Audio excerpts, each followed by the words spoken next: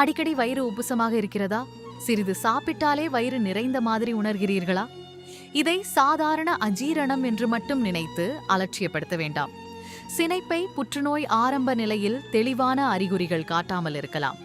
அதனால்தான் பல பெண்கள் இதை தாமதமாக கவனிக்கிறார்கள். ஆனால் சில அறிகுறிகள் தொடர்ந்து வந்தால் கவனமாக இருக்க வேண்டும்.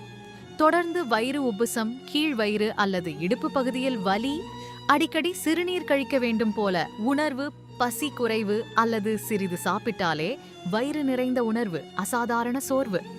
இந்த அறிகுறிகள் கிட்டத்தட்ட தினமும் 2 வாரங்களுக்கு மேலாக இருந்தால் அதை அலட்சியப்படுத்தாதீர்கள். உடனே மருத்துவரை சந்தித்து ஆலோசனை பெறுங்கள். மருத்துவர் தேவை என நினைத்தால் pelvic examination, scan, blood test போன்ற பரிசோதனைகளை பரிந்துரைக்கலாம். சினைப்பை புற்றுநோய் ஆரம்பத்திலேயே கண்டறியப்பட்டால் சிகிச்சை பலன் சிறப்பாக இருக்கும். உடல் கொடுக்கும் சிறிய எச்சரிக்கைகளையும் கவனியுங்கள்.